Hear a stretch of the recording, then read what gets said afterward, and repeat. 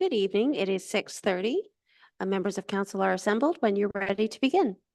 Thank you, Don. Good evening, everyone. I'd like to call to order this council meeting for September 16th, 2024. Welcome all members and everybody joining us in the room this evening and everyone watching via the live stream. We're glad everybody's with us. Second item on the agenda is the land acknowledgement, and the deputy mayor has that. Thank you. We acknowledge that we are meeting on the traditional lands and treaty territory of the Saugeen Ojibwe Nation, which consists of the Chippewas of Saugeen and the Chippewas of Nawash Unceded First Nation. We understand this land holds immense significance to the people of Saugeen Ojibwe Nation. We appreciate those who live and work alongside us today and who continue the traditions of their ancestors as stewards of the land we are privileged to inhabit. We thank them for the contributions they have made in both both caring for the land and in shaping this community. We commit to truth and reconciliation, to acknowledging the truth about what happened to Indigenous peoples because of colonization, and to reconciliation, which begins with each and every one of us. As a local government and public organization, we are dedicated to learning about Indigenous culture, to fostering a better relationship with First Nations and their people, and we commit ourselves to actions that move us forward on a path to healing along with the Saugeen Ojibwe Nation. Okay, thank you very much. Next item on the agenda is disclosure of pecuniary interest. Ask any member if they have one of those they'd like to declare at this time. Seeing none, of course, you can do that anytime if you need to. We have no additions, deletions, or amendments to the agenda, no minutes to adopt this evening, so we're on to public meetings, and we do have two public meetings this evening. So the first one is a public meeting for local official plan amendment and zoning bylaw amendment L 2024-008 and Z 2024-039 for Nixon. And it's a public meeting under the Planning Act. The meeting on this file is now open. The purpose of the public meeting is to learn about the application and to hear from members of the public. First, we will receive a report from planning staff. Then we will hear from the applicant or their agents. Then we will hear from any members of the public. Members of the public are advised that the ability to appeal the decision on this application may be limited if you have not provided comments on the application before the decision is made. Comments may be made verbally before the committee or submitted to staff in writing before the bylaw is passed. And any member of the public wishing to address council on this public meeting will be afforded 5 minutes to speak this evening. After we have heard from the public, the committee will discuss and consider a recommendation on this application. So I will now ask the planner on the file to present the application. And this application is being presented by Jake Bousfield Bastero. Jake.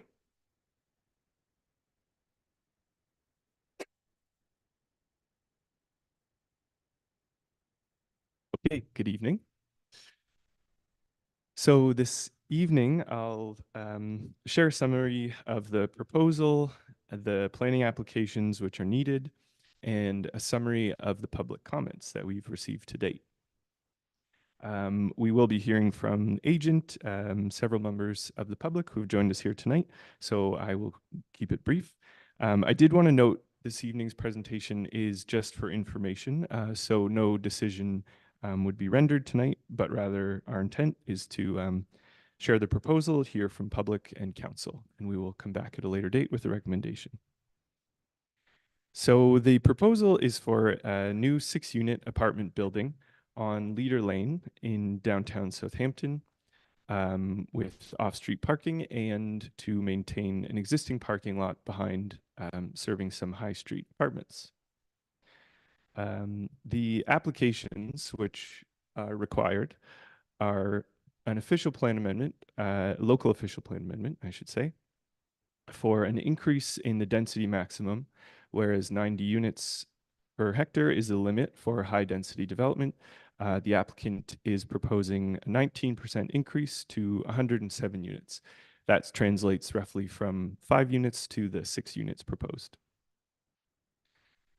There is a consent being considered to recreate the lots, and if you could pull up the site plan at this point, that might help us to not get lost. So a consent is being considered to recreate lots which have merged on title recently. The consent will be considered by the county at a later date, but I wanted to bring that forward as that informs some of the zoning relief needed. So the parcel on the right it would be for parking, and then the larger parcel on the left of the screen would be for the proposal and parking for that new apartment. The zoning relief required for the parcel that would contain the apartment is first and foremost to permit the standalone apartment as a use, whereas in the commercial core zone, residential is to be permitted above commercial spaces. The applicant is also requesting 1.6 meter setback from parking spaces to the street, the unnamed municipal lane on the bottom of your screen, whereas 3 meters is required by the zoning bylaw. They're also requesting 7 parking spots, whereas 8 would be required for the 6 units in the zoning bylaw. And finally, relief from a few various provisions meant to regulate facades of commercial, street-oriented commercial buildings, which this would not be. Second, for the parcel to the rear, which is currently used for high street apartment parking and is meant to stay that way.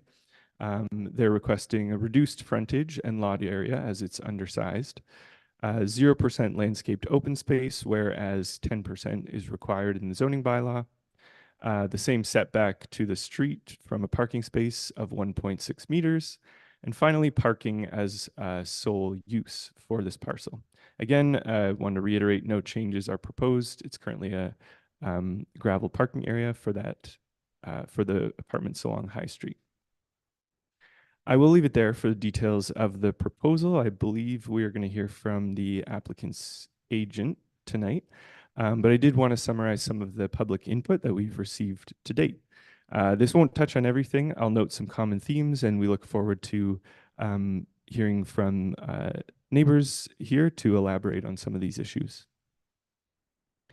So first, I'll note stormwater management was brought forward as a public concern. Members of the public noted existing drainage concerns down Leader Lane, down the hill toward Grosvenor, with concerns that the proposed development would exacerbate these drainage issues. Municipal staff have commented that they are aware of the drainage issues along Leader Lane.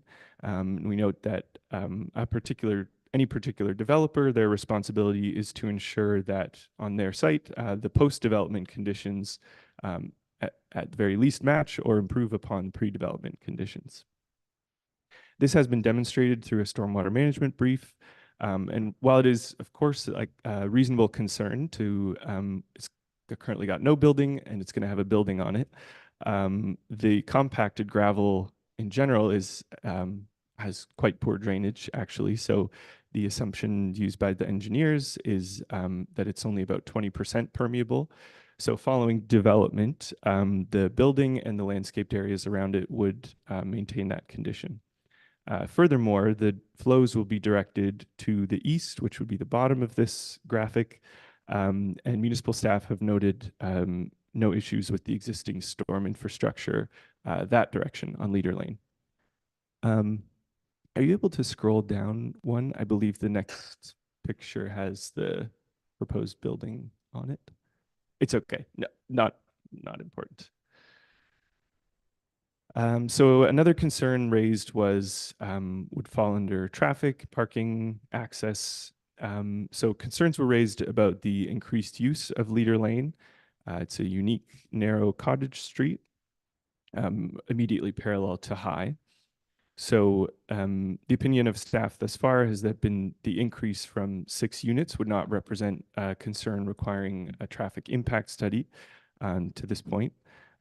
Neighbors have shared concerns that insufficient parking on the site could lead to illegal street parking and exacerbate the the confined nature of Leader Lane. The applicant has maintained that 1 space per unit plus 1 visitor is reasonable within a walkable downtown core.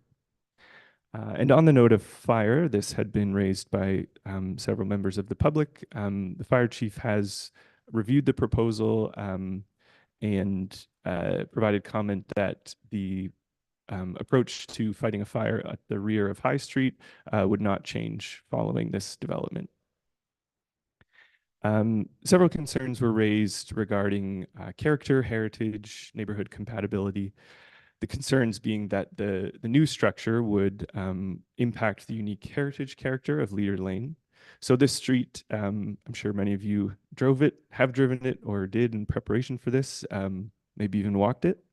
The street's home to many homes of heritage value, including some listed on the registry and 30 Grosvenor designated at the end of Leader Lane. The town has existing neighborhood urban design guidelines, which the applicant referenced in their proposal. These do encourage new developments to enhance and maintain the continuity of existing historic streetscapes by considering continuity and setbacks. So on Leader Lane, all of the buildings are quite tight to the street. The guidelines also encourage development along the street and parking to the rear to create a welcoming pedestrian built form. So in its current arrangement, the proposal is conforming quite well with those urban design guidelines. However, given the unique alleyway nature of the historic Leader Lane, there may be merit in alternate layouts, which actually set the building back from Leader Lane in favor of parking being adjacent to the Leader Lane to reduce impacts to heritage and align the building, position the building more closely to the high street commercial buildings, which aligns more in built form. So the applicant has been requested to consider different configurations on the site and provide an assessment of those different possibilities, which we will report back with. So lastly, one public concern was an access to the west. So that would be the top of the drawing here. There is a strip that is privately owned and then a pedestrian easement, which allows pedestrian flow from Leader Lane right to High Street. This may have arisen from the site plan drawing, which I apologize, I didn't bring up here. The design of the parking lot does look like there's a driveway shape leading towards the west, but we have confirmed with the applicant there's a curb there. There's no proposal to gain access to the west. The only access currently proposed is to the east or the bottom of the drawing towards that municipal lane. So there's no request to gain access across private land or impede with that pedestrian walkway. So I will leave it there. When the time comes, I'm happy to answer questions. Okay, thank you for the report. So we will now hear from members of the public, beginning with the applicant or their agent. Is the applicant or their agent present? Just remind everybody that council's afforded 5 minutes to hear from members of the public. So over to you. Make sure to give us your name and then begin. Good evening, Council. Dana Kiefer, Senior Development Planner with Cobite Engineering, here on behalf of the applicant. So 3 applications are before Council tonight: a rezoning, a severance, and official plan amendment to facilitate the creation of a parking lot and a 6-unit purpose-built rental at 176 Leader Lane and 180 Leader Lane. The official plan amendment is to permit 6 units rather than 5. Next slide, please. The site is located in the former town of Southampton, 1 block behind the main street. It's a transitionary mixed-use area with a variety of uses nearby. It's abutted on 2 sides by roads, so Leader Lane to the front and an unnamed municipal lane. There's no foliage currently. It is entirely gravel. And it was historically 2 properties, but those have merged due to common ownership. Next slide, please.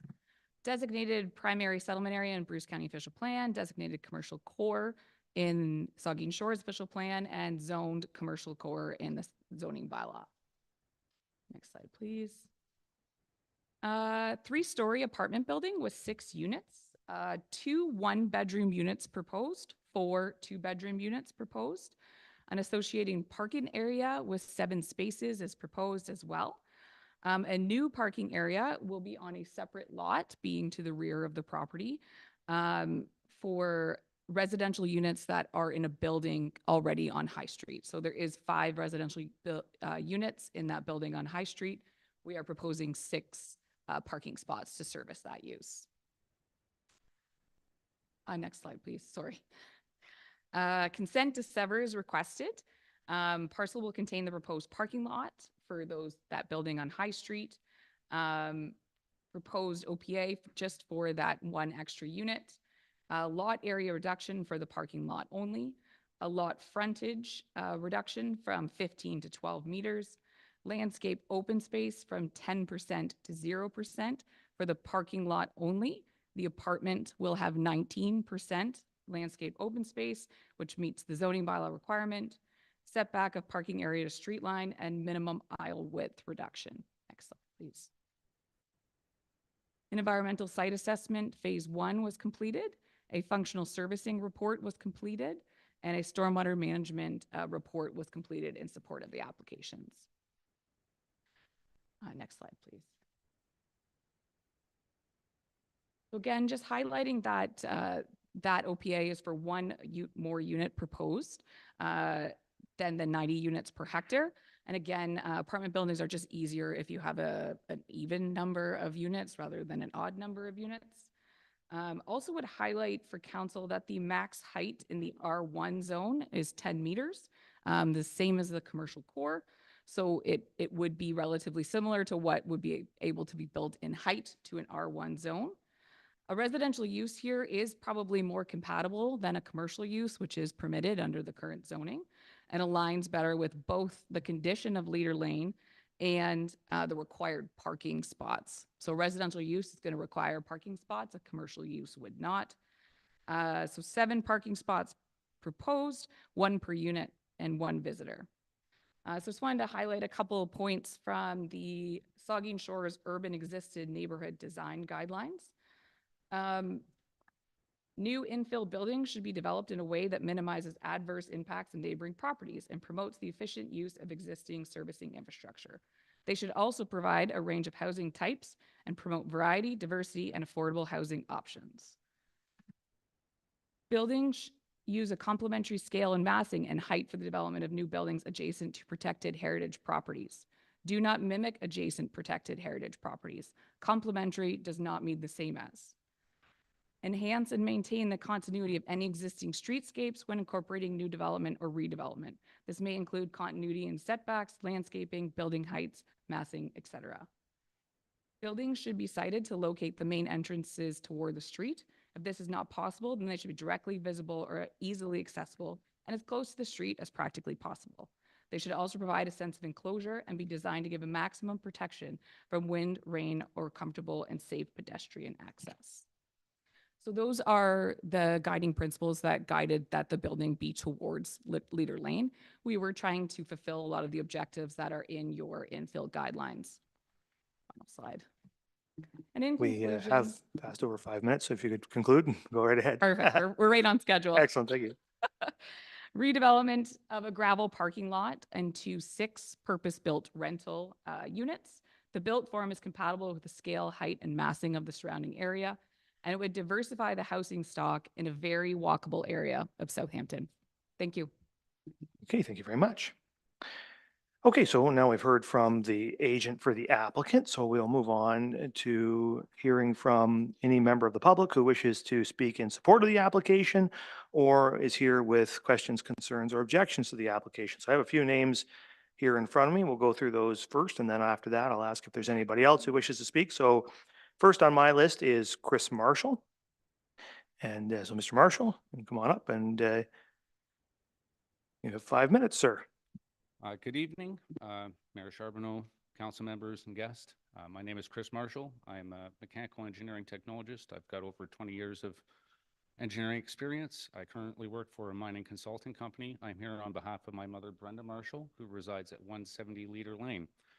We have a couple concerns that we're going to address specifically in regards to water, not only water infrastructure, sewer and supply, as well as surface water erosion, groundwater movement, ground bearing capacity in relation to water and the water table.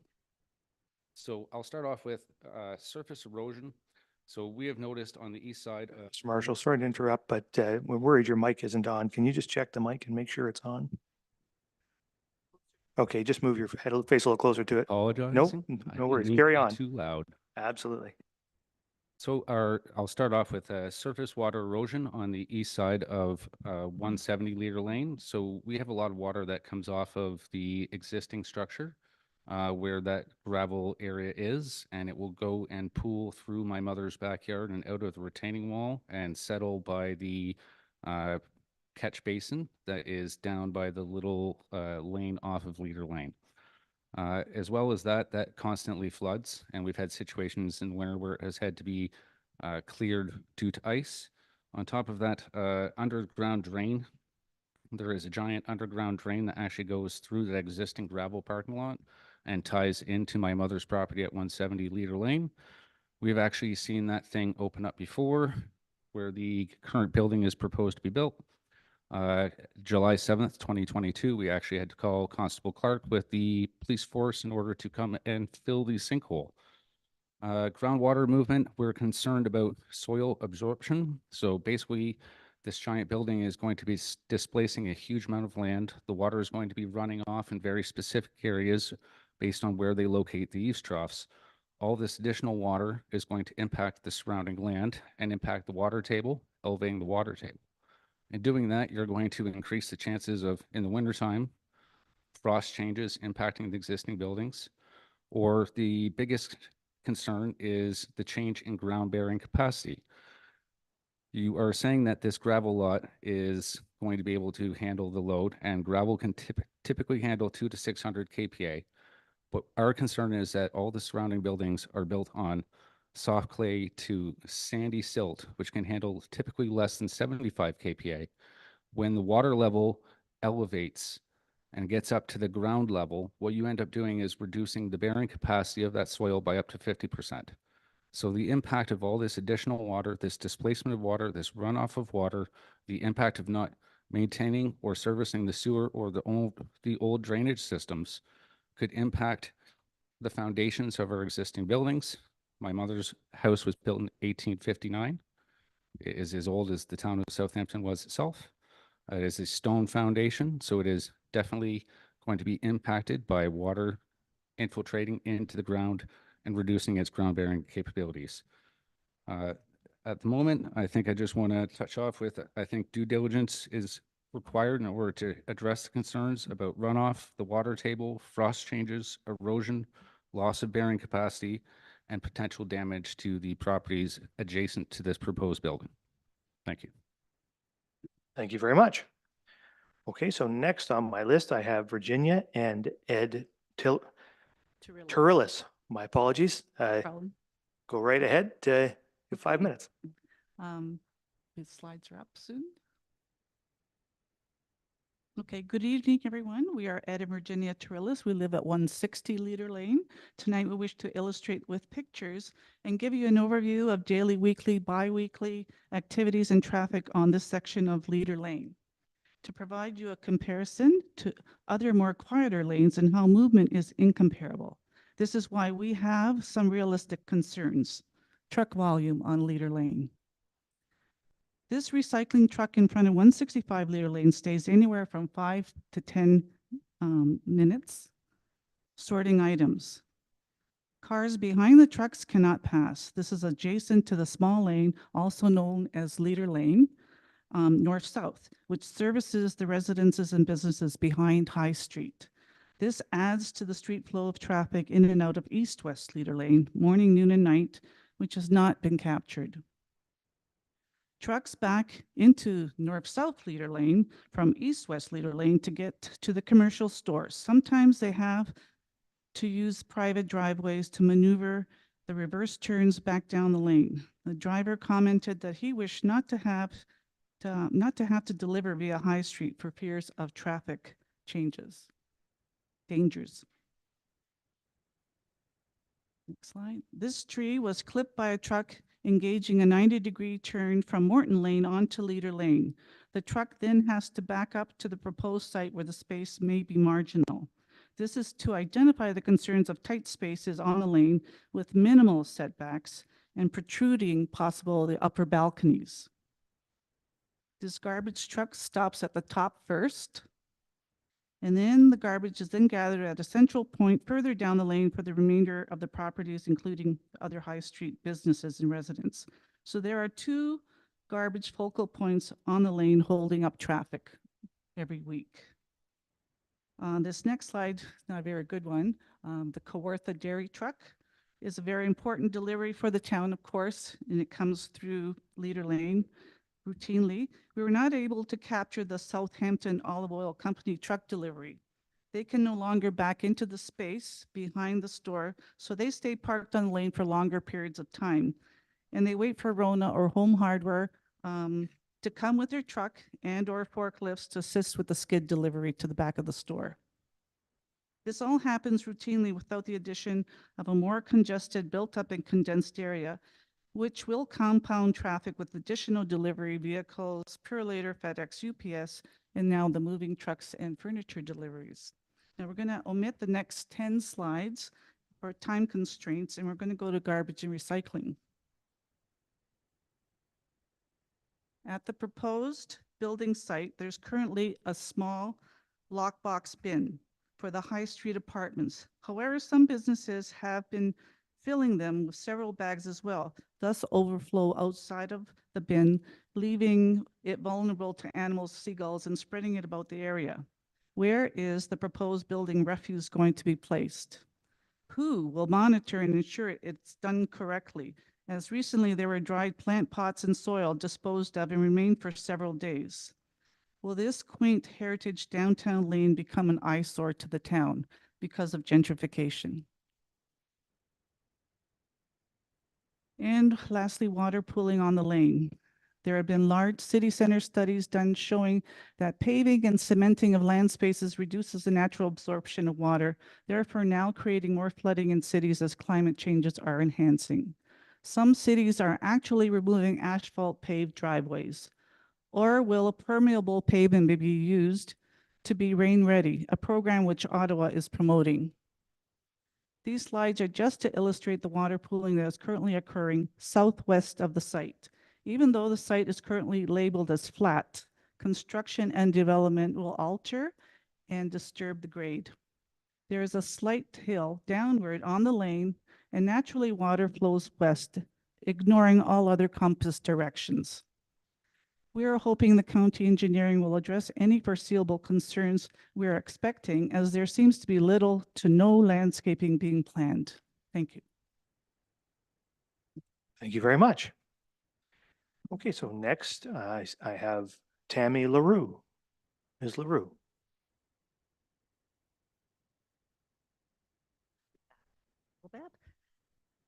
Can you hear me okay? Yep. Okay. Good evening, Mayor Charbonneau, council members and guests. Thank you for this opportunity to speak. My name is Tammy LaRue, and my partner Joseph Steenson and I have a home located at 165 Leader Lane in Southampton. I would like to briefly speak to the 2 main concerns we have with the apartment building proposed for construction. Concerns that relate to public safety and the negative impact it will have on the lane's aging infrastructure systems. The lane or road allowance on the east side of the new proposed building is narrow, and it will be the only way to enter and exit the parking lot at the rear of the building. We are concerned that this will impede plows from being able to fully clear the laneway of snow during the winter months. Failure to do so due to a severe winter storm or a large accumulation of snowfall over the course of the winter months, resulting in a delay of timely snow removal, could present serious safety issues for residents of the new apartment building, as well as individuals residing in the apartments above 175 to 179 High Street, should EMS, fire, or police assistance be required. According to the proposal for the new apartment building, it is being estimated that 2 persons will reside in each of the 6 units. With the high cost of rental units in the downtown core, we feel it is fair to assume that more than 2 persons will reside in each unit, thereby creating a population density that would even further exceed the 19% over maximum density that is requested by the applicant. As well, more residents could very much result in more parking needs. With only 7 parking spots identified for this new building, we expect that the volume of illegal parking will increase, leading to resident safety issues if emergency services vehicles have difficulty accessing the rear of the new building or the apartments above 175 to 179 High Street. Regarding the infrastructure required to support this new apartment building, it's important to note that Leader Lane is a very old cottage street with an aging infrastructure. According to information shared by long-term residents, the water main on Leader Lane has required repair on several occasions in recent years. This evening, others have or will continue to share with you very concerning information about significant historical drainage issues, pooling of water, and the gathering of soil washout that gathers along the street. As such, our concern relates to the added stress that will be placed on the existing storm drain system, water main, and household sewer infrastructure during both the construction and the completion of the proposed apartment building with its many potential occupants. As our century-old home is situated at the lowest point on Leader Lane, we are very concerned that future damage to our home's foundation is a real possibility and a valid concern. It is very likely a shared concern by other residents of Leader Lane. We therefore formally request that the town and the engineering company on record for approving the construction of the apartment building provide to the residents of Leader Lane their assurance, preferably in writing, that the drainage system, water main, and household sewer infrastructure will be adequate to support the needs of all residents of Leader Lane, both during the construction of the apartment building and long after it has been completed. We respectfully request that Council give our concerns that relate to public safety and adequate long-term infrastructure systems, serious consideration that indicates the applicant should reduce the size and scale of the building to comply with the official plan. Thank you for the opportunity to address members of Council this evening. Thank you very much. So next I have Sheila and David Latham.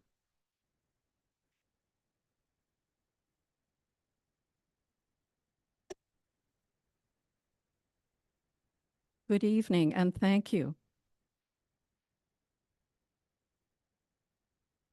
The official plan emphasizes respect for heritage and streetscape character. The policy on intensification, for example, instructs council to ensure the proposal is, quote, sensitive to the heritage character and to ensure it has, quote, compatibility with the neighborhood scale, massing, height, siting, setbacks, parking, and amenity area. We believe it would be unfair for the applicant to request relief from some core commercial zoning requirements and yet not be required to comply with criteria for residential zoning, including the compatibility criteria. The applicant wants to pick and choose, selecting from the different sets of rules for residential and for core commercial, requesting over the maximum from one set of rules and then under the minimum for the next. Such selections distort the intent and goals of the official plan. The McLean Environmental Assessment states that 2 insurance maps show there was no structure at 176 Leader, but the 2 maps showed just the opposite, with a house clearly drawn, and residents remember that house. The report neglects to mention the sinkhole that endangered us only 2 years ago.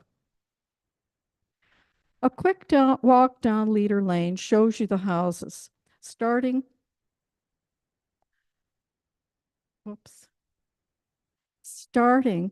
with this house directly opposite on the south side.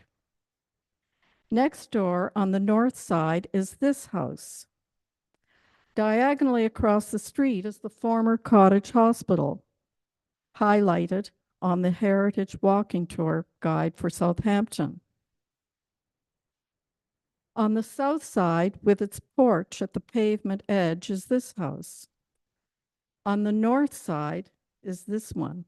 At the northeast corner of Grosvenor is this, and at the southeast corner. Now David will continue. To summarize, we've seen how Leader Lane features an intact row of 1 and 1.5 story 19th century homes.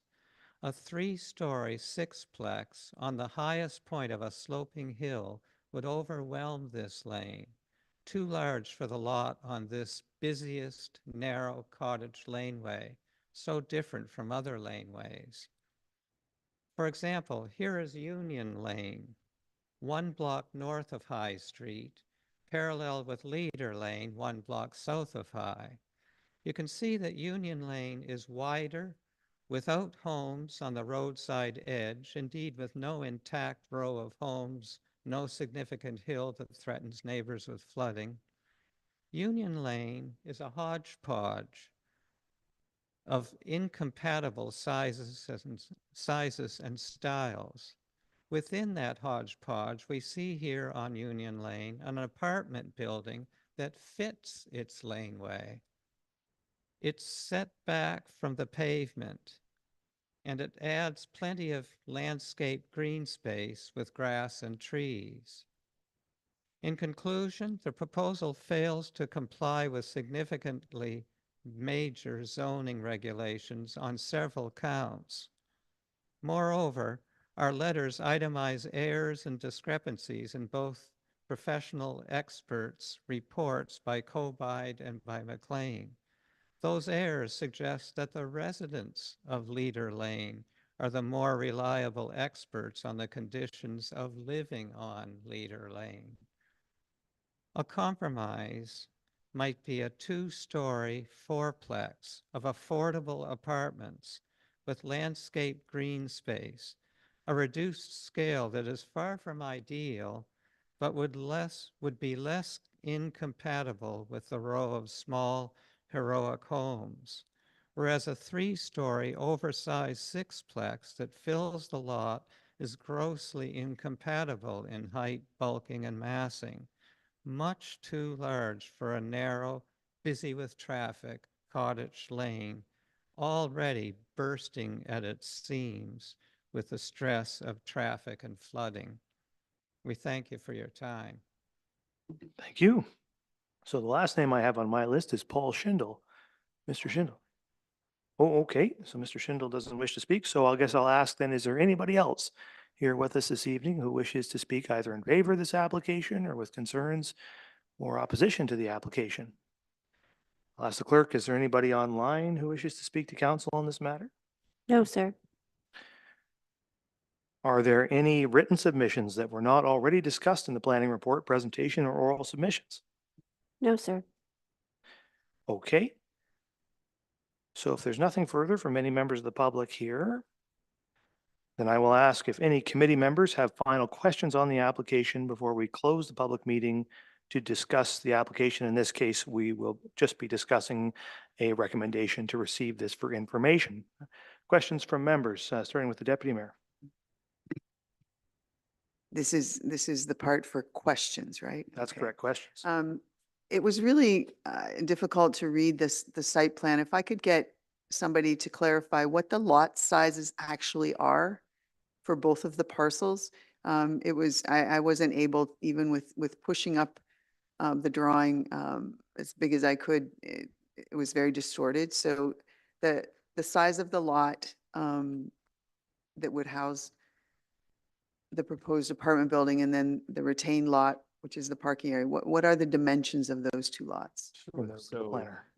the proposed apartment lot, the lot area is 556 square meters. The frontage along Leader Lane is 17 meters. And the depth is, oh, sorry. I don't have that. But, sorry, We can ask the agent for the applicant. please.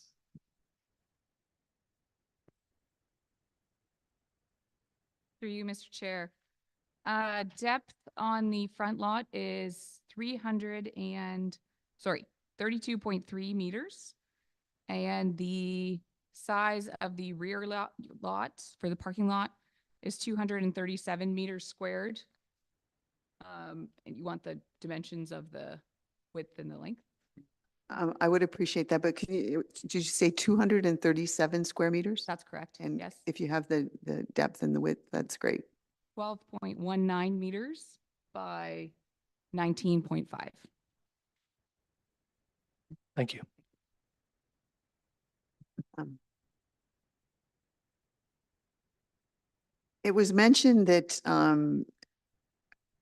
a couple of times it was said that it's a simple 5 to 6 thing, but I just wanted to get clarification that the current zoning that would be on that property would not enable a residential build without a commercial structure there. Am I correct in that assumption? So it's not as simple as 5 to 6. The zoning is actually changing what can happen on the lot period. Is that a fair assessment? The agent for the applicant. Through you, Mr. Chair, that's correct. A building would be permitted there with commercial ground floor. You could do residences behind a commercial use and above it with the current zoning. Thank you. Also, I know the fire chief isn't here, but just to confirm also, the width of the laneway on the east side, and we're talking about the laneway that comes in off of Leader Lane that heads towards High Street, because when you get to the end point of that, there's a bit of a laneway there too that does go back out to High Street, but that's really not a laneway that can be used for very much traffic. What is the actual width of that laneway that would exist there, which would service both parking lots? Through you, Mr. Chair, 3.551 meters. Okay, and there's, and again, I realize we received a somewhat limited site map, but this comment that was made about the landscaped area was what would be required. Again, that's if the zoning change is made, I believe. There's no allowances in there for snow storage or anything like that. It's really just parking lot, apartment building, and strips of land around 3 sides. Is that a fair representation of the drawing? Through you, Mr. Chair, there is minimal snow storage space probably on, let's call it the south side of the building, but it would be likely that since it's a purpose-built rental, that the snow would be trucked off-site. Thank you. Okay, further questions from members? I think I had Councilor Grace, and then I got the Vice Deputy Mayor after that. Thank you, Mr. Mayor. And Ms. Kiefer, I do have a couple of questions, and then just some other general questions for the planner. Just related to your report or your presentation tonight, one of the comments you made was that the maximum height allowed in this zone is 10 meters. And you said that this building is relatively similar. What is the proposed height? Sorry, the height will be less than 10 meters. We are not requesting a height increase. My comparison was between what is permitted in a commercial core zone and what is permitted in a residential zone. An R1 zone and an CC zone both have a maximum height of 10 meters. Okay, so just to clarify, the height would be, I know you don't know definitively, but It's going to not exceed 10 meters, but it's going to be very close to it. Through you, Mr. Chair. okay, thank you. One more question. You mentioned that one of your guiding principles is the idea of that complementary doesn't mean the same as, and I'm assuming that means in design of the building or design scale, that kind of thing. Through you, Mr. Chair. Those actually are quoted verbatim out of your Saugeen Shores Urban Existing Neighborhoods Design Guidelines. Okay. So I think what I get from the document is you have a cozy street, you want to keep that feeling. So, to locate things closer to the road, similar to the buildings that are already there, you want to locate them for pedestrian walkability. You want to locate them closer to the road. So those are the principles that come out of your infill guidelines that do kind of reflect our development that we're proposing. Okay. And then just to follow up on that, so in terms of visual design, is the applicant willing to soften, to compromise in terms of a softened look for this building? Through you, Mr. Chair, maybe you could elaborate on. what Okay, you would well, to consider me, this, softened look with? my view of this doesn't say lakeside charming character when I see it. And that's, I know, a matter of personal taste also, but when I look at this, I don't think, this fits in with the sort of marine heritage character of Southampton. I'm just wondering how willing the applicant is to change that design. Through you, Mr. Chair, it would be something I'd have to ask them. so Okay. I don't have an answer for that, sorry. Okay, thank you. Those are all the questions I have for Ms. Kiefer. Thank you. The 5 units I know is compliant with the OP.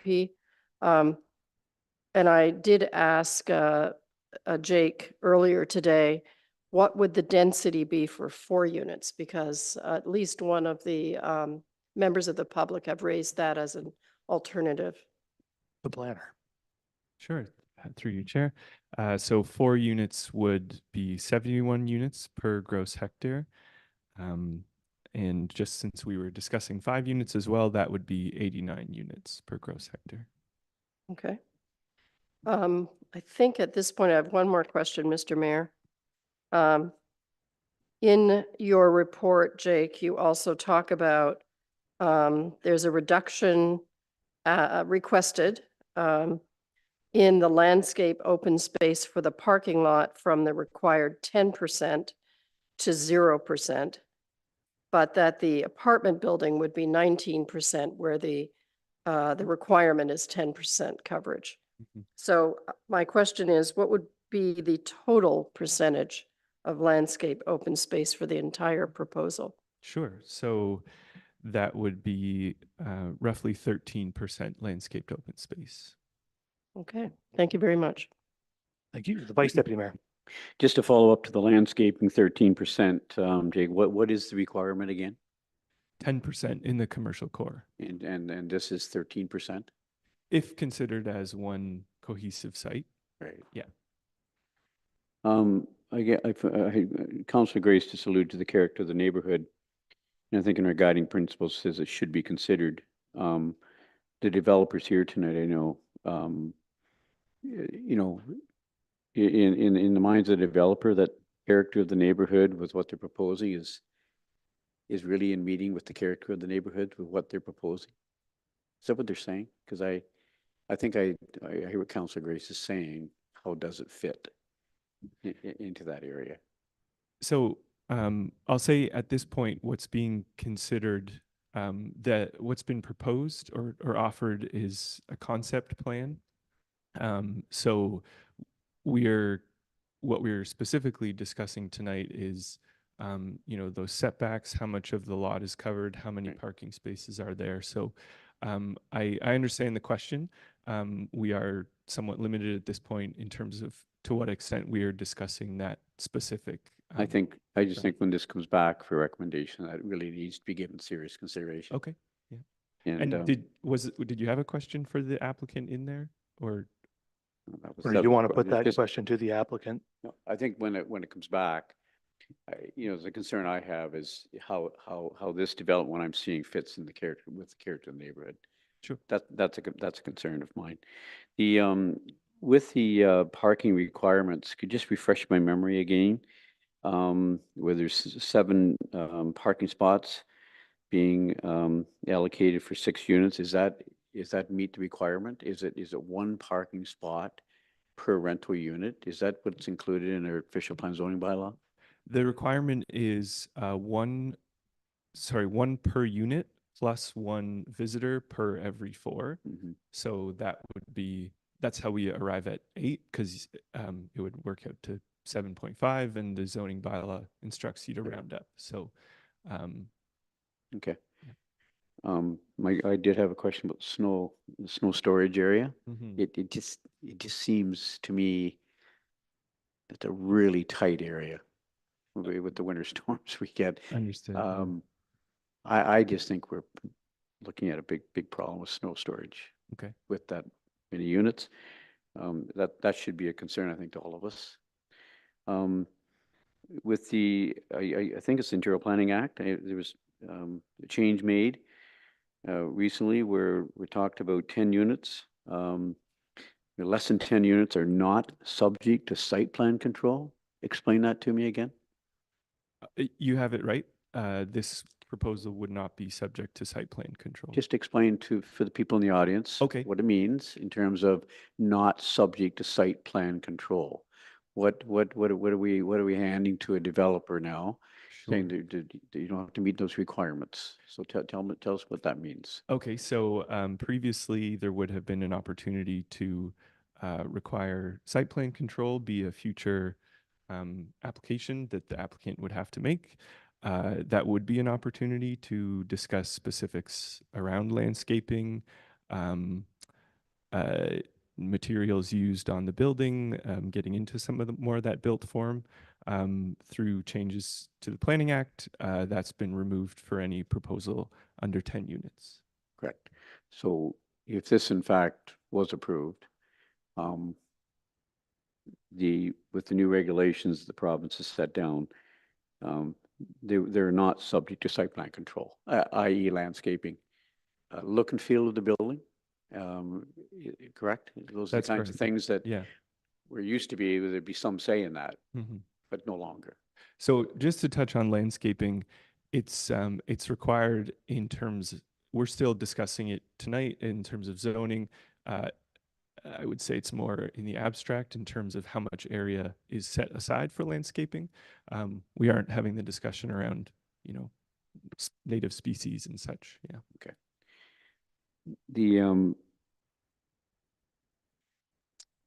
The public walkway that goes from High Street, runs right through to Leader Lane. Who owns that?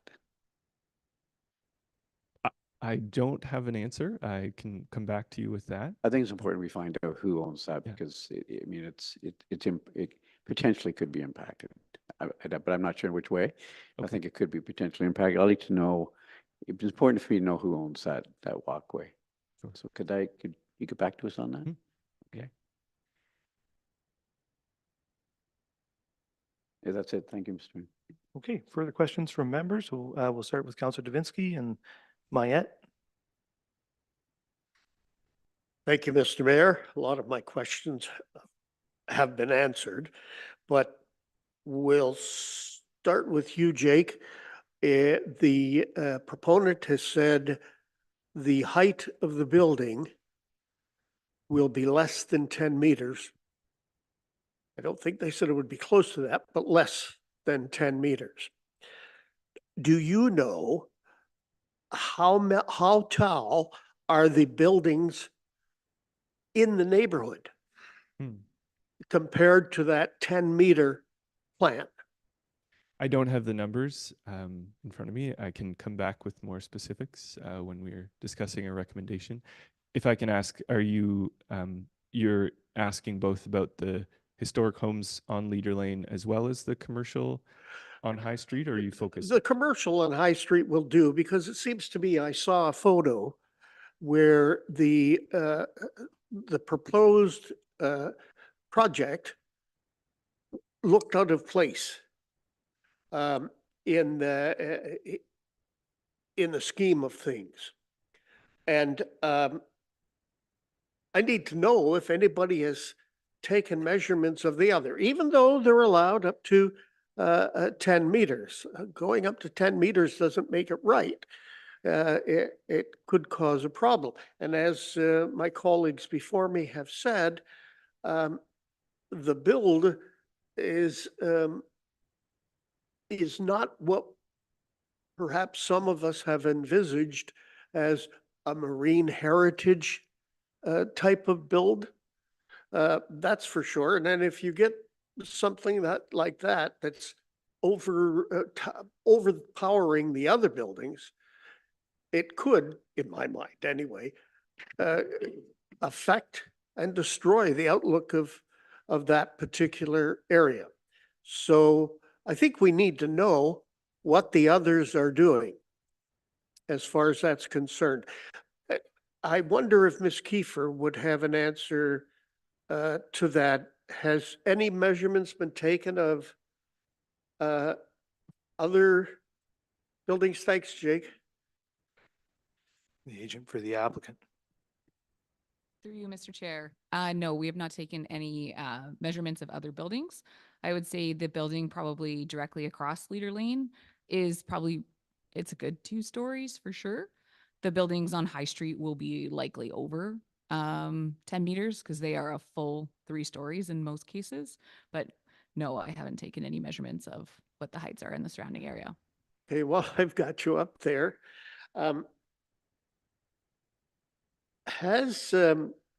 was a suggestion made by the Lathams for a compromise of 2 stories and turning it into a 4-plex. Would that ever be considered by the proponent? Through you, Mr. Chair, I should maybe describe the building as a 2.5-story building because the first floor is sunken into the ground. So it's not going to be a full 3 stories such as the ones out on High Street. I would say that probably, I can't speak directly for the developer, but at this point, the application before you is for 6 units. I think that makes the most sense in this location. It's a great location for walkability. It's a great location for infill downtown, which is very close to services. I really think from a planning perspective, those are the places that we want to focus our high density if we can. And I don't know if this plays into it because there are so few parking spots and so on, but I'd like to ask the question through you, Mr. Mayor. You're going to have 7 spots, or at least that's what you're asking for, 6 for the residents and then 1 for a visitor. What about accessible parking? Through you, Mr. Chair, that does not include accessible parking. That would be 6 normal sized parking spots. I will pull this. So there's no consideration for accessible parking? Is that what you're saying? Through you, Mr. Chair, at this time, no. If council wills accessible parking, it will definitely require us to reduce the overall number of spots because accessible parking is larger than your average parking stall. Okay, thank you very much. Thank you, Mr. Mayor. Thank you, Councillor Mayat. Thank you, Mr. Mayor, and through you. While I got you at the mic, just stay right there. Yeah, sure. A number of the concerns that were raised tonight were with regards to stormwater runoff. And to me, when it rains, the water goes one of several places. It either goes into the ground, it either goes into a storm sewer, or stays on the surface and runs down the lane, which seems to be the concern here. I guess the other place it could go is evaporation too. So are there any design features within the project to help with the absorption? I know that it was mentioned that compacted gravel only has about a 20% absorption from solid surface. I wonder if the paving or the area of the parking area in the back would have some permeability design. There's these paving stones that allow for permeability, and also is the eaves troughing and downspouts going to be connected directly into the storm sewer, or would they just dump onto the street and have to run down until they find a sewer grate? Through you, Mr. Chair, I would actually maybe ask my colleague Travis, who is the civil engineer on the project, to answer those questions.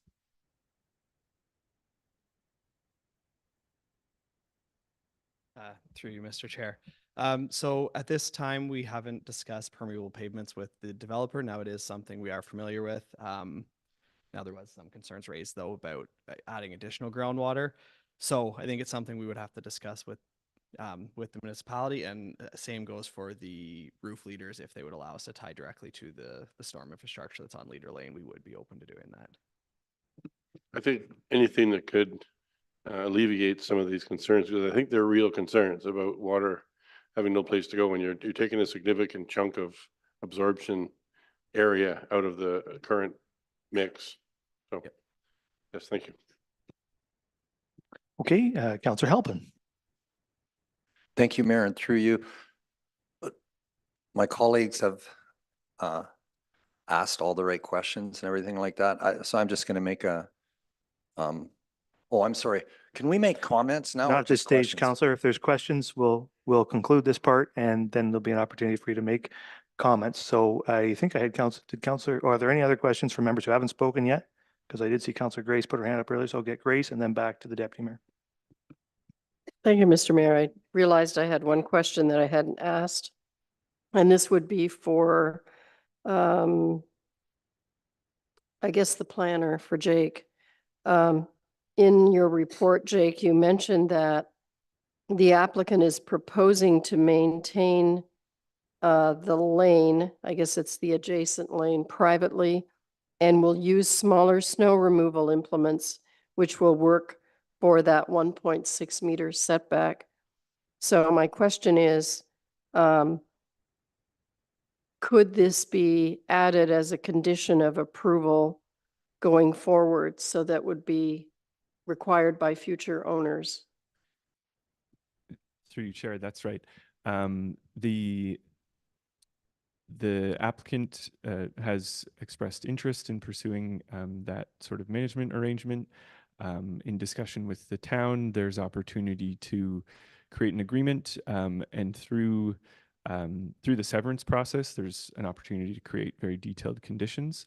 So this could be spelled out in that the owner must enter an agreement to work out those details of snow clearing, garbage, etc.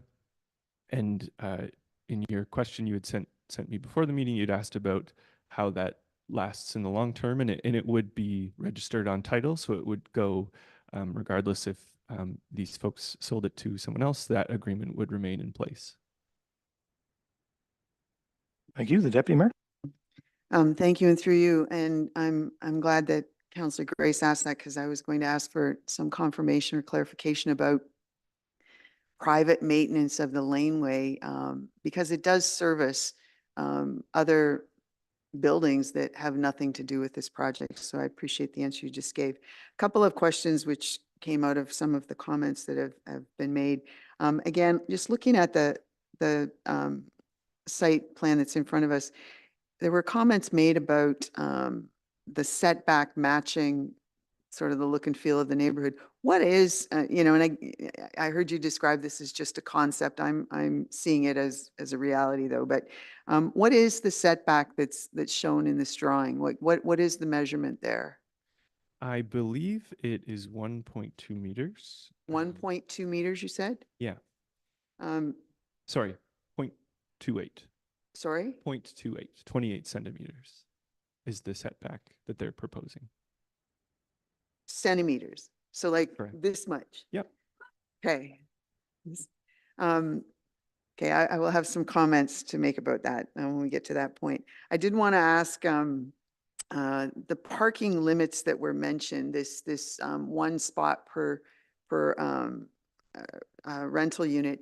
Is this the current situation here, or is this what would result with some changes that are coming through our process here? So, I'd just like to know, is this okay right now, or is this something that would be okay with what we're doing with our zoning bylaw over the next little while? Like, what is the actual real requirement right now for parking related to residential accommodation?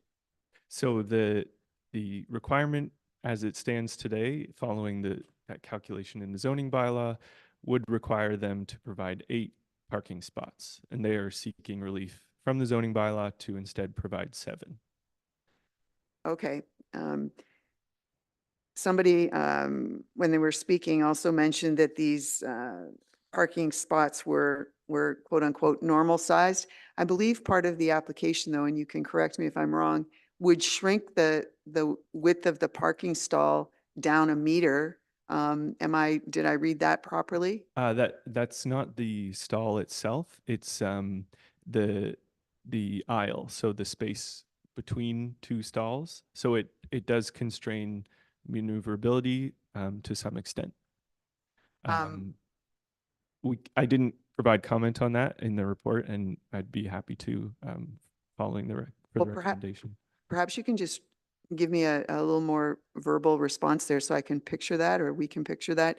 So I'm looking at a drawing and I can see in the retained lot, you can see the blocked off stall areas. So I read that as each of those rectangular areas are shrunk in by about a meter. You're telling me that that's not the way I should look at that? No, that's Morgan, would it be possible for you to pull up the applicant's presentation? I believe it had the site plan. That might help us. So the requirement of 7.6 describes the aisle. So that's the negative space between parking spaces that you would drive down to get to your parking space.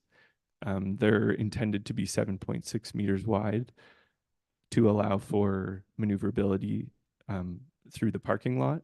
They're requesting 6.6. Okay, so all of the lots or all of the parking stalls are sized according to our zoning bylaw. That's okay? right. The comments that were made about the infrastructure situation, I would appreciate, I think quite a few of us would appreciate some real definite responses concerning what actually is in that location in Southampton. And I asked the question because having grown up literally half a block from there, and was on I delivered newspapers on that street actually as a kid. But when we did road work on Palmerston Street not that long ago, almost every single house on the street took advantage of the road work because it was really obvious that the connections to the town pipe were probably original to the installation of the water service. In some cases, the sewer lines that were installed too seem to date back to when they were initially installed. So, I take seriously the comments that were made about, what's going on there with the underground pipes and stormwater management system.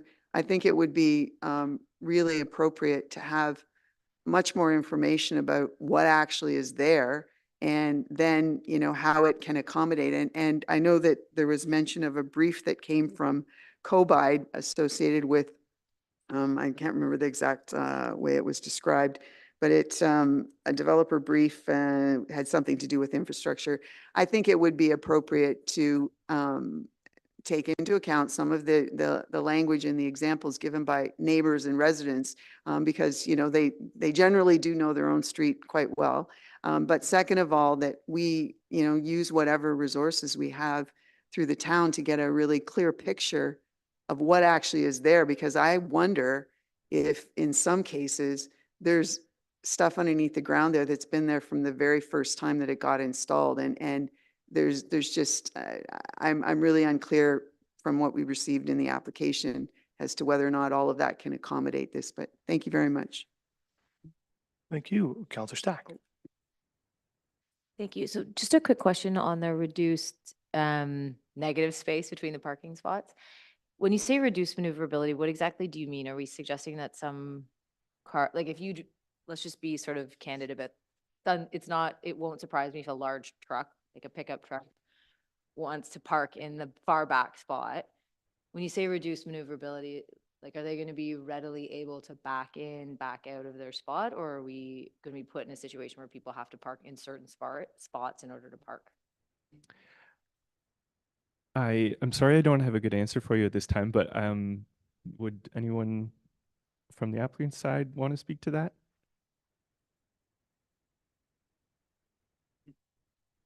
Get the agent for the applicant. Through you, Mr. Chair. So the reduced maneuverability is more associated with the parking lot parcel only.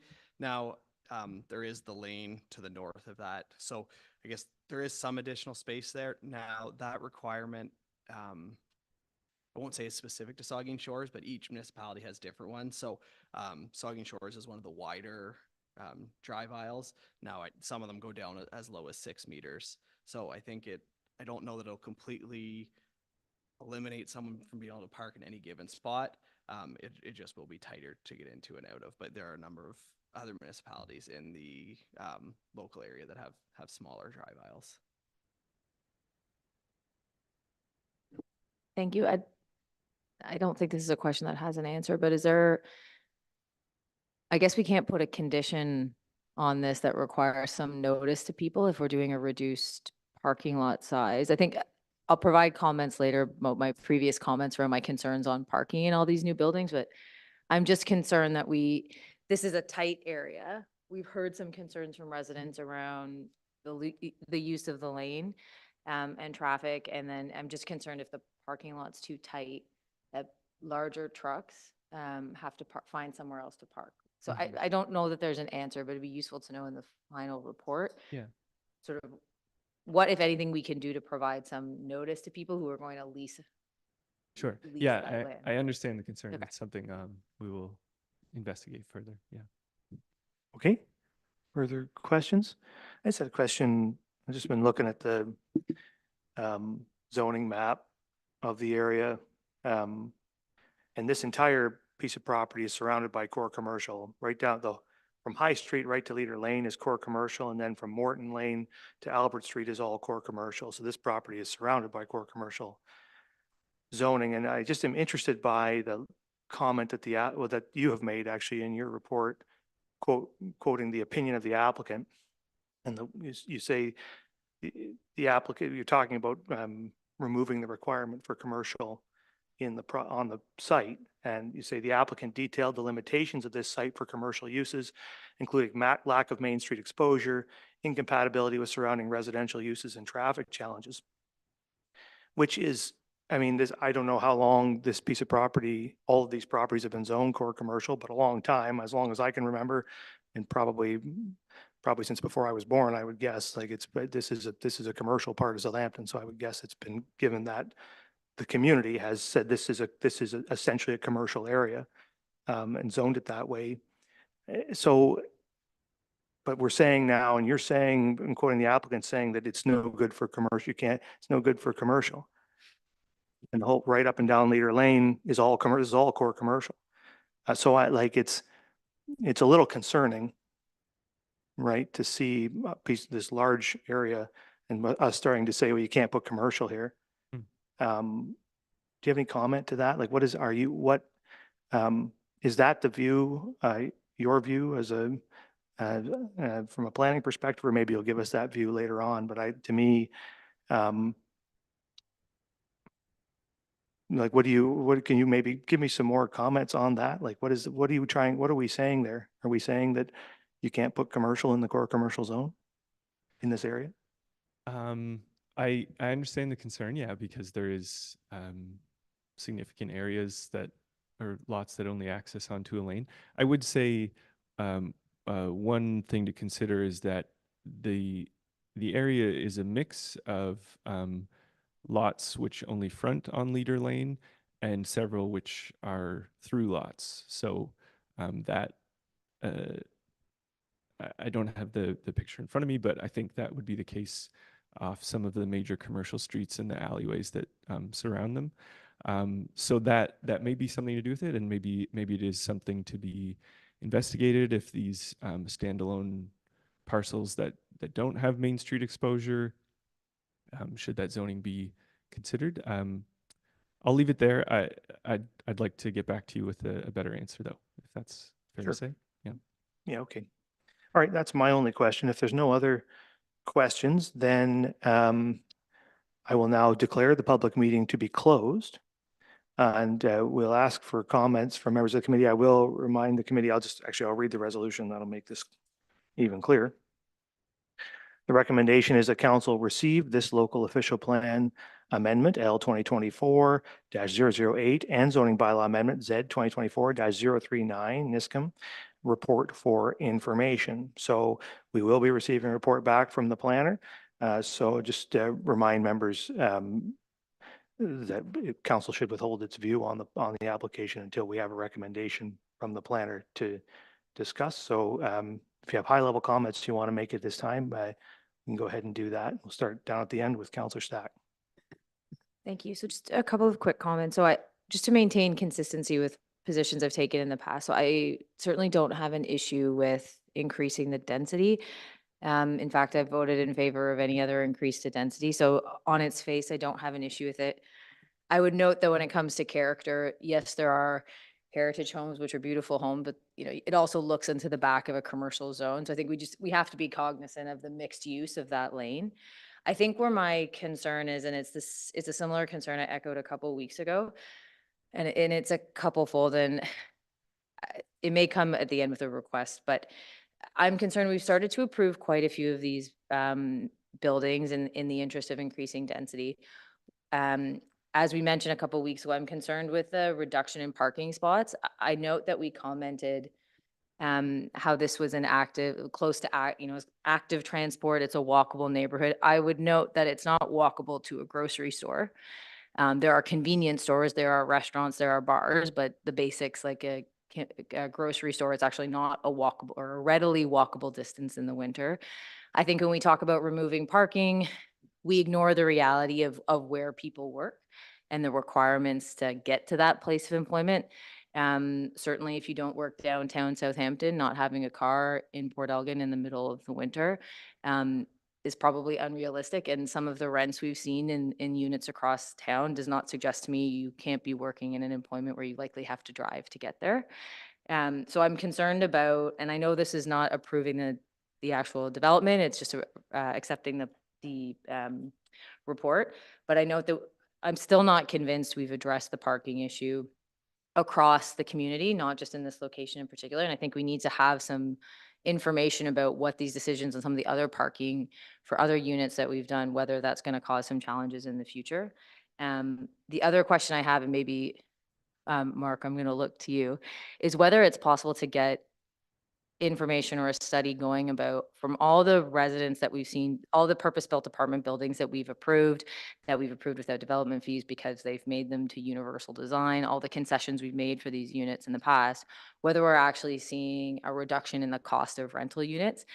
When I drive by the unit on Goderich Street, or excuse me, on Bricker, near the old post near the post office, it looks pretty empty to me still, and it's been open for a while. So that's not data that I can use, but I'd just like to understand whether approving this increase in density is actually, and some of the concessions we're making to developers is actually resulting in reduced rents for the community. And if that's not the case, I think we have to take a bit of a stronger hand in terms of the concessions we're making. It's not to say that, again, I'm all for density, and I think, I take a slightly different position on the character of Leader Lane. But I think when we're talking about concessions and changes to our zoning bylaws, we have to recognize, or we have to know whether this is resulting in any improvement for the community, particularly when it comes to cost of living. And we continue to note here that cost housing is one of our top concerns. So I think we need to understand whether the decisions we're making are resulting in benefits for the community. Thank you. Councillor Halpin. Thank you, Mayor, and through you.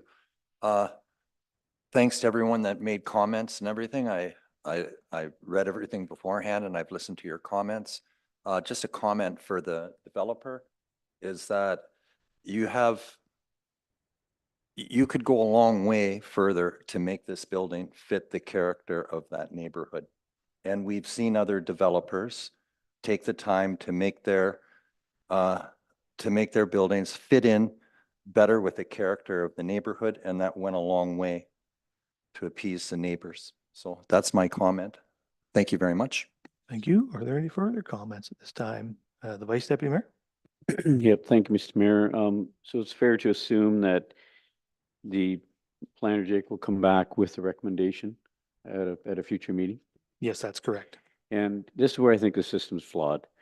I heard from you tonight, we're not to make comments and let the cat out of the bag in terms of how we're going to, whether to support this or not. I don't necessarily agree with that because I think that,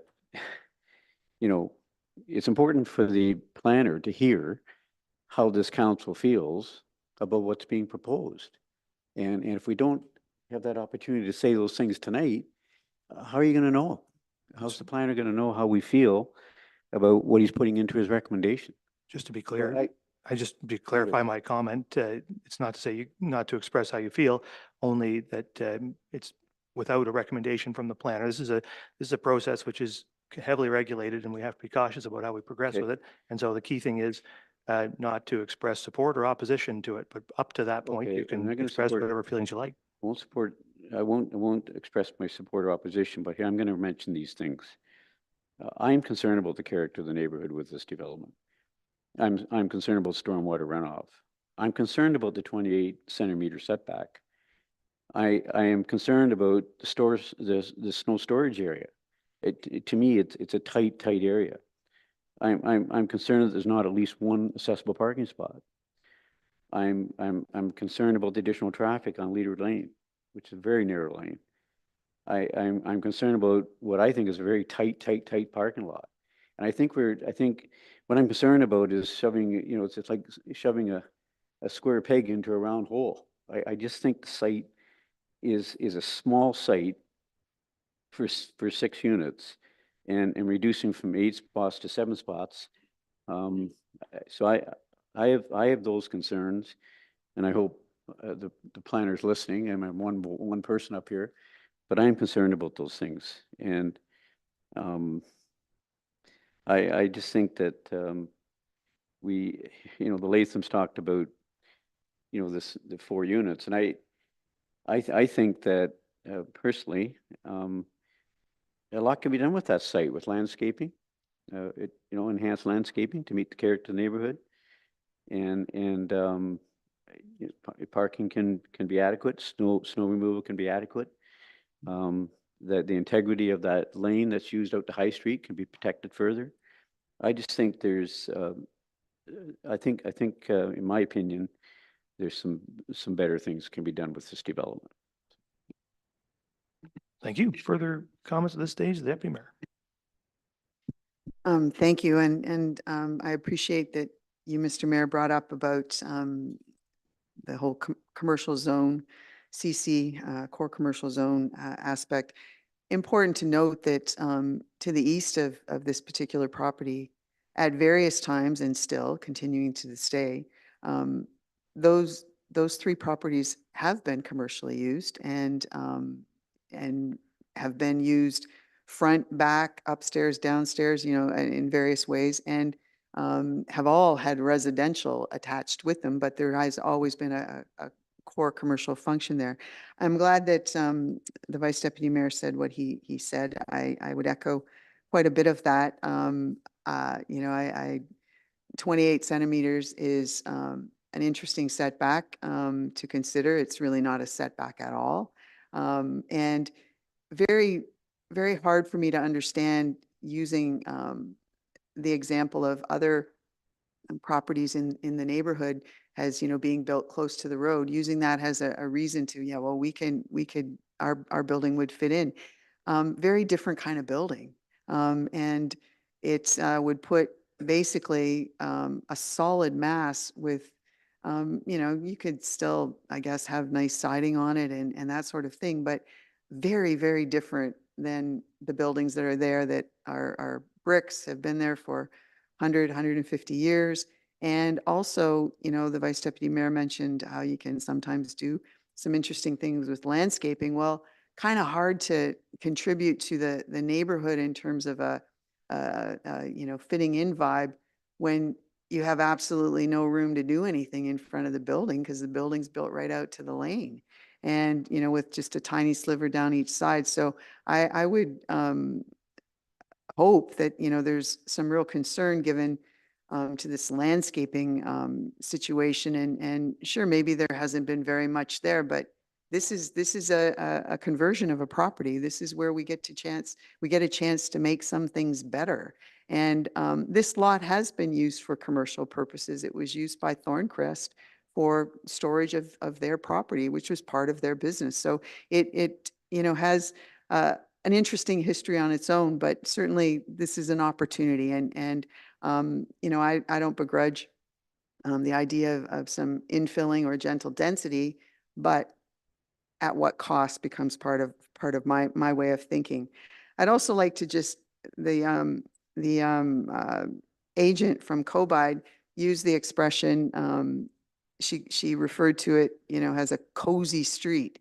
And it is a cozy street. That's part of the character. And if there's a way to fit a big bulky building into a cozy street and still maintain the cozy feel, I hope we can find it, because that would be a real win for the community in a lot of ways. But like Councillor Stack and a number of other people, I'm not naive. 2 one-bedroom apartments, 4 two-bedroom apartments.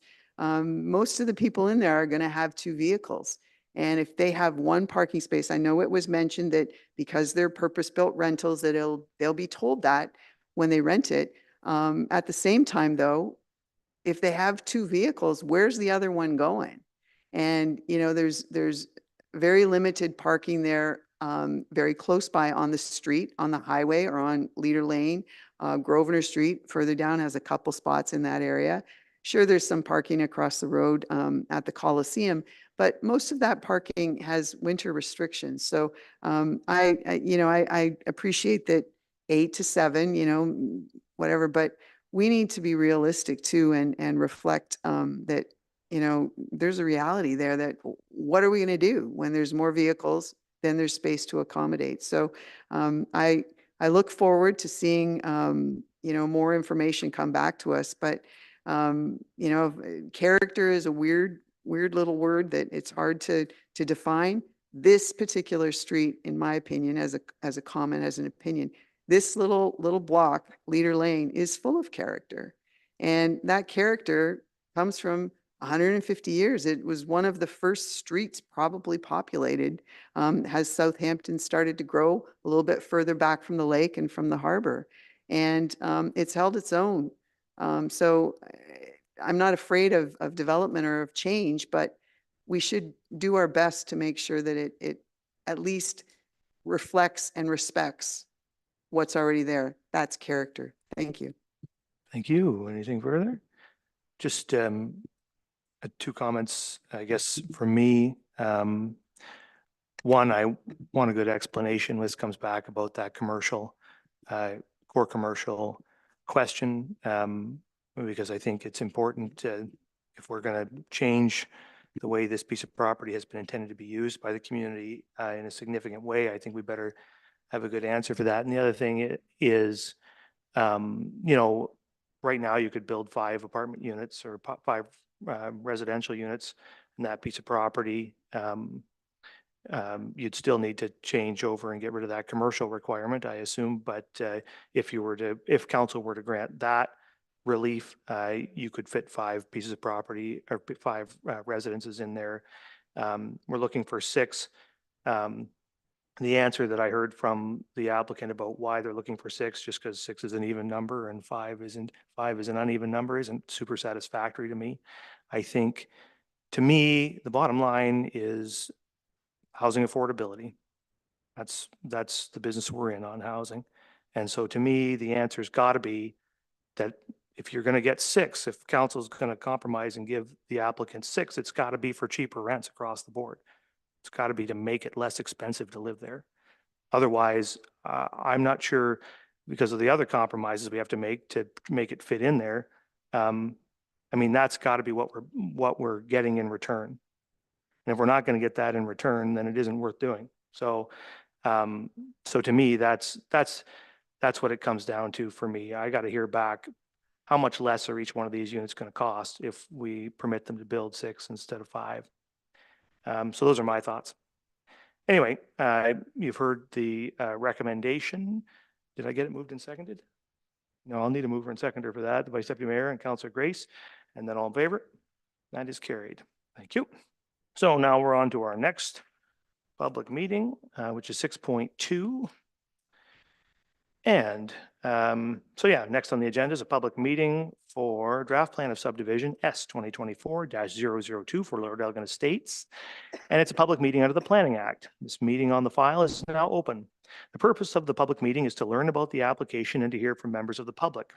First, we will receive a report from planning staff. Then we will hear from the applicant or their agents. Then we will hear from any members of the public. Members of the public are advised that the ability to appeal the decision on this application may be limited if you have not provided comments on the application before the decision is made. Comments may be made verbally before the committee or submitted to staff in writing before the bylaw is passed. And once again, anybody speaking to this will be afforded 5 minutes. After we've heard from the public, the committee will discuss and consider a recommendation on the application. So I will now ask the planner to present the application, and this one is being presented by Julie, and Julie is joining us online. Good evening, Julie. Good evening. The report I'm presenting is for information to obtain feedback from council and from the community. Staff will present a recommendation report at a later date. The site is situated at the northeast intersection of Waterloo Street and Devonshire Road in Port Elgin. The lands are partially vacant and include the existing Holiday Inn, Express, and Staybridge Hotel.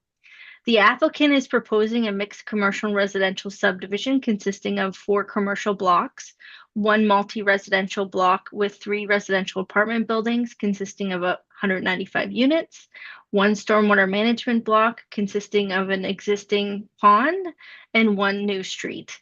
The site has been subject to previous approvals, a local official plan amendment, zoning bylaw amendment, and a minor variance. So council should recognize this site as being familiar. The lands are designated primary urban communities in the Bruce County official plan and residential, highway commercial, and highway commercial exemption in the town of Saugeen Shores official plan. The goals and objectives of both the local official plans direct much of the future growth to primary urban communities. Both residential and commercial development are encouraged. The development proposes connections to existing municipal water, sewer, and stormwater infrastructure and includes 1 new street accessed from Godrich and Devonshire Road. This proposal represents the efficient use of land and infrastructure. The stormwater management block is sited on lands designated residential and zoned R3. Stormwater management facilities are permitted in this designation and zone. The Holiday Inn Express and Staybridge Hotel already exist in one of the proposed commercial blocks. The development was subject to site plan control. The remaining commercial lands are currently vacant and will be subject to site plan control.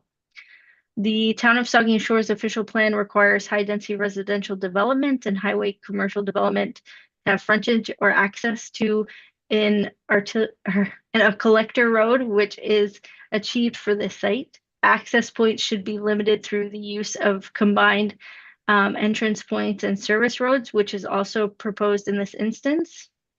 One of the other objectives of the local official plan is to ensure new development does not create traffic hazards. The efficient movement of traffic is supported. Public comments expressed concerns over the anticipated increased traffic and congestion that would result.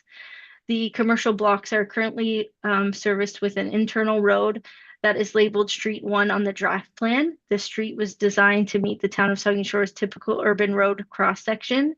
Vehicular access to Street 1 is provided from Godrich Street on the east side of the site and Devonshire Road on the south side.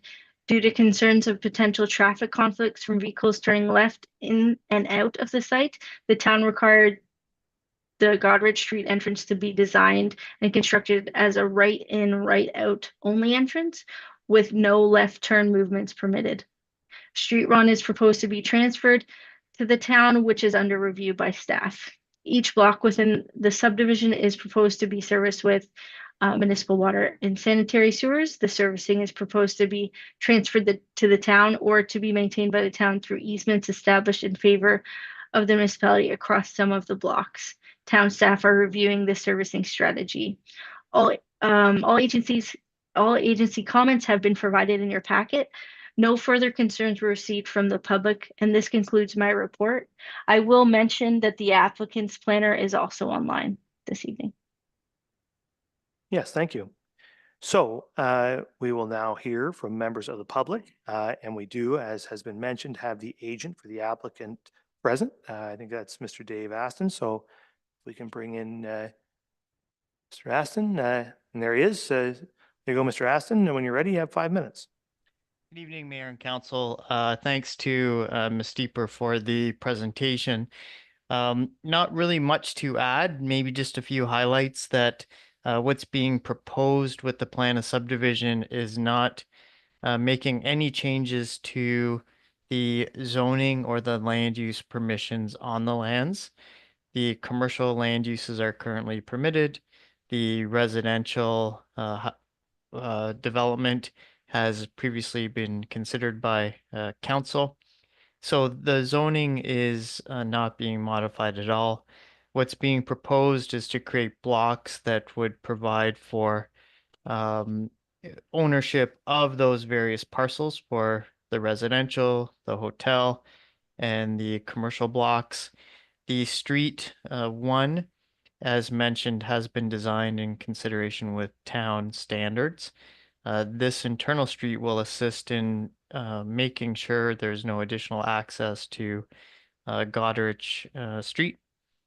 And the stormwater management pond that it will become a block will serve all of the lands within this area and also continue to serve as required for any adjacent lands that were designed to be accommodated within this facility. So all of that work has been done and submitted to the township. We are working with a plan of subdivision that I would say is fairly standard, and there'll be conditions of draft approval that would require all of the detailed drawings associated with the public street or any other requirements of the county and the town to be addressed prior to registration or final approval of that plan. So happy to answer any questions and appreciate your consideration of this report this evening. Thank you very much. All right, so now we'll ask if there are any members of the public here to speak either in support of the application or with questions, concerns, or objections to the application. Anybody in the room wish to speak to this application? Doesn't look like it. Do we have anybody joining us online other than Mr. Aston wishing to speak to the application? No, sir. Are there any written submissions that were not already discussed in the planning report, presentation, or oral submissions? No, sir. Okay, so if there's nobody in the room wishing to speak and nobody online, and we haven't heard or seen anybody, we'll now ask if any committee members have final questions on the application before we close the public meeting and discuss the application. The Vice Deputy Mayor.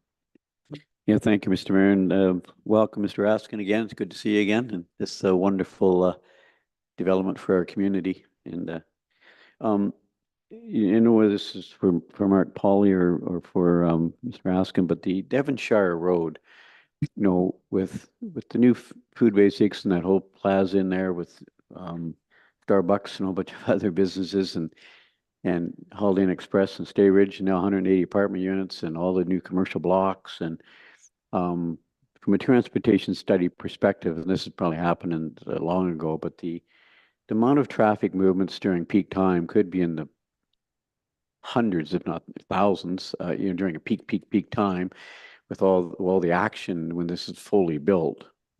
Is Devonshire obviously has been studied long ago, and a little bit late in the journey here now to think about how have we designed it properly. But is Devonshire equipped, designed for, like, there's trucks moving in and out of there, transport trucks and shipping, receiving, et cetera, et cetera. Is Devonshire been designed such that it's able to handle the number of movements we could see during peak times? We'll turn that over to the Director of Development Services. Thank you. Through you, Mr. Mayor. The design of Devonshire, which was approved by the province, was done with an understanding of the uses that are proposed, which have been proposed in this area for some time. We do have a proposed redesign of that configuration of that intersection, which is a live conversation we're having with the Ministry of Transportation to improve how that intersection works. The intersection was what I was really concerned about, because and again, in peak time, there could be a whole ton of movements coming in and out of these developments. So that's, thank you, Mark. It's good to know that redesign is being looked at. Okay, are there further questions at this stage? The Deputy Mayor and then Councillor Grace. Thank you. And just, I suspect this is a planner question for Julie, but the maps or the drawings that we received, there's one that's a site plan that has the blocks marked off on it. And then there's one that has red lines around the perimeter. The red lined one, it appears as though there's two other lots up in the corner. But then the drawing looks like it's all squared off. It's all, we're talking about the entire parcel. Do you understand what I'm asking, Julie? It's, I think it's page 2 of your report.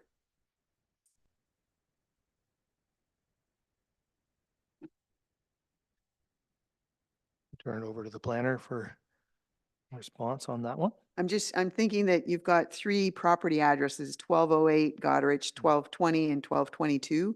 I guess what I'm asking is, are the 2 separately marked red triangles or rectangles, are they 1220 and 1222? But it's the entire parcel is what shows up in the drawing. The planner. If I may, through you, Mayor, it's including all 3 of those properties. So the 2 that are outlined, the smaller properties and the larger piece as well. Okay, thank you. I also wanted to, the Vice Deputy Mayor's brought up some traffic related questions. The little Street 1, which hopefully we can come up with a good name for that one, but the little Street 1 is an interesting kind of street. It says that it's right turn out, right turn in only. However, I've already noticed it's not even developed in there, but it's used as a nice little getting around the intersection.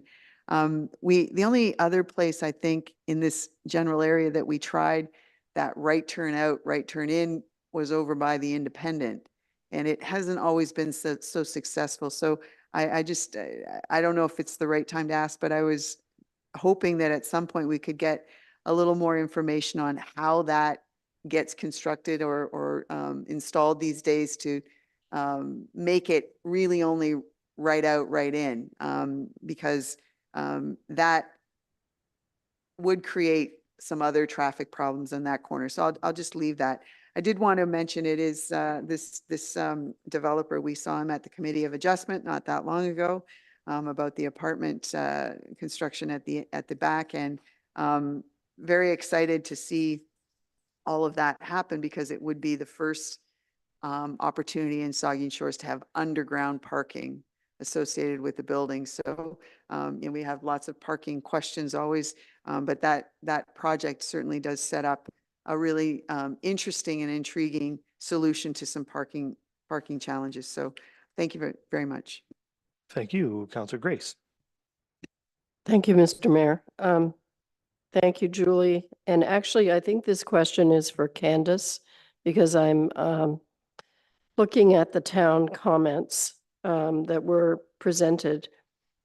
And I didn't ask you about this earlier when I communicated with you, Candace, so, but hopefully you can answer it.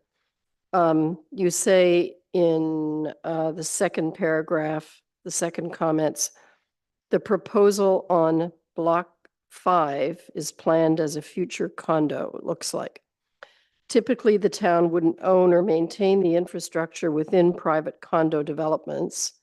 And this needs further discussion between Lord Elgin Estates Development Limited and the town. So what would you be trying to resolve in those discussions? Through you, Mayor Charbonneau. Those are the types of items that will come back as part of the conditions of draft approval. So right now, what the town staff are reviewing are the as constructed drawings for Street 1. So though there's already infrastructure and the road has already been constructed, which isn't typical in a subdivision, but that was done privately. But to town standards is what we're being told by the applicant. So our operations and engineering staff are in the process of reviewing those drawings. And then we're going to have further discussions in regards to Street 1, but then also that condominium block, because there are some, the infrastructure to get stormwater from those commercial blocks to the stormwater management block needs to travel through that condominium block in the middle.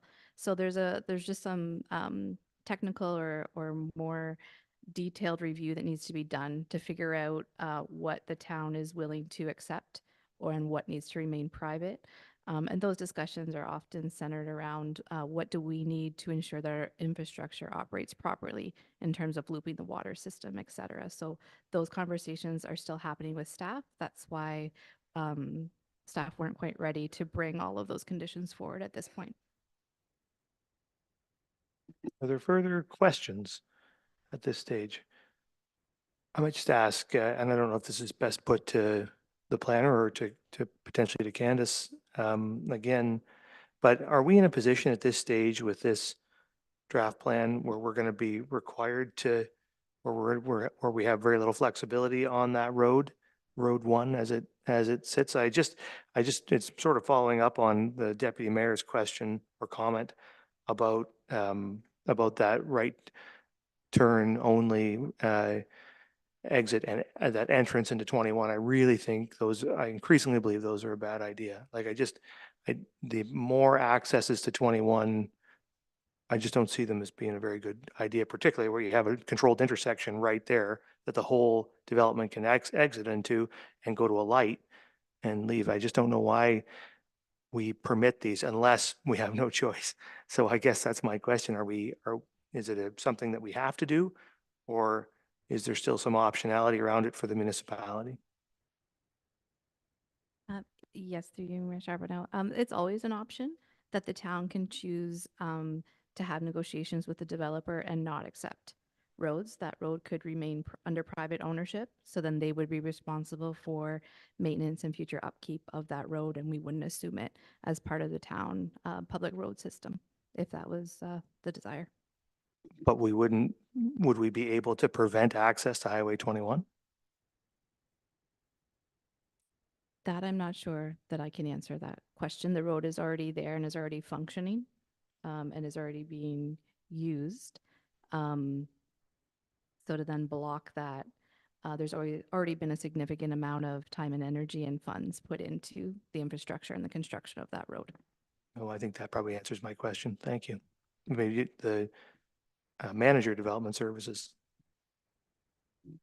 I just want to shut the door completely is that we are still reviewing the drawings and there may be upgrades required to any stretch of Street 1 that based on our review, and that may be the quality and functioning or whatever with that right in, right out.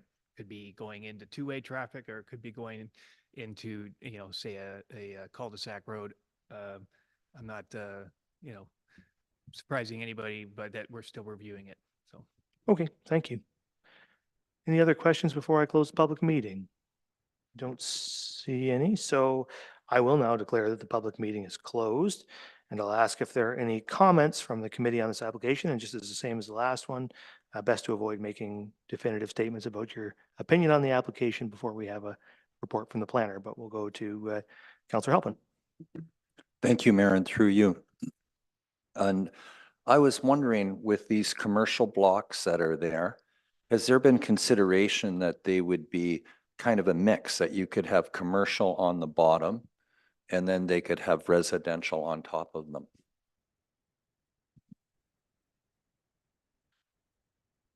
I guess we can put that question. Is there, who wants a planner or maybe Candace, do you want to speak to it? I don't know. We'll turn it over to Candace. Candace jumped up, so she's taking it. So any property that's in the commercial designation would be a property where we could contemplate residential. It isn't permitted outright. So if there is a site-specific proposal that comes forward, they may need to apply for a zoning bylaw amendment to allow that residential component to be within that commercial zone. But something that staff would definitely like to see. Thank you, and through you, Mayor. It's not a new concept for people to do that. So you'd have your ground floor be business, a store, whatever it is, and then above it have apartments. And I think that's a great form of density to have, and I think it's something that we're ready for, and it's something that I would like to see us promote. Thank you. I see the senior planner, Karina Smith, wants to make a comment. Karina? Yes, thank you. Through you, Mr. Mayor. I would just also add to further to Candace's point that currently in the highway commercial zone, it only permits one accessory residential unit. But through the site-specific local official plan amendment and zoning bylaw amendment, the rear portion of this property was the higher density residential uses were added. So it has been done in this area, and that's all I just wanted to highlight for council this evening. Okay, before we take further comments, I should read the resolution and get it moved and seconded. So we're doing this in the right way. There is a resolution that council received this draft plan of subdivision S 2024-002 for Lord Elgin Estates report for information. Is there a mover and seconder? The deputy mayor and Councillor Mayette. Further comments at this stage? I don't see any, so I'll ask all in favor. That's carried. All right. So that's the end of the public meetings now. So we have no close to public. Thank you. Thank you all very much. Thank you. So we're on to item 10, reports of municipal officers and committees. And give me just a second to the right spot here. Okay, so first one is 10.1 easement for Miramichi Shores subdivision for blocks 15 and 16, Plan 3M-268. There is a resolution that council adopt bylaw 75, 2024 to authorize the execution of an easement agreement for pedestrian and limited vehicular access to Miramichi Shores Land Development Limited over blocks 15 and 16, Plan 3M-268. Is there a mover and seconder for that? Moved by Stack, seconded by the Vice Deputy Mayor. Anybody have any questions on the report? Seeing none, all in favor? That's carried. Next then is item 10.2, postponement to conservatory easement, Miramichi Shores subdivision, block 17, Plan 3M-268. The resolution is that council adopt bylaw 76, 2024 to authorize the Director of Development Services to execute postponements of the subdivision agreement for the Phase 4 Miramichi Shores subdivision and the town's easement over block 17, Plan 3M-268. Is there a mover and seconder? Moved by Mayette, seconded by Grace. Does anybody have any questions on this one, the Deputy Mayor? Thank you. I don't know who to ask the question to, but I can appreciate the request to delay something to enable something else to happen.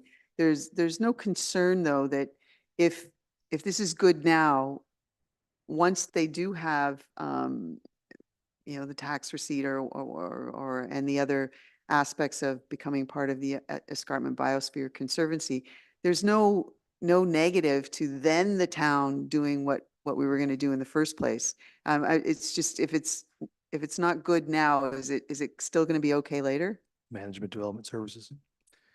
Yes, and in my view, yes, it is. We reviewed it, and because our subdivision already contemplated having a conservation easement, allowing the trail use as well as the conservation or to be maintained through conservation easement, that it happens now instead of 6 months ago or 6 years from now. We think we're protected with our system. The Deputy Mayor.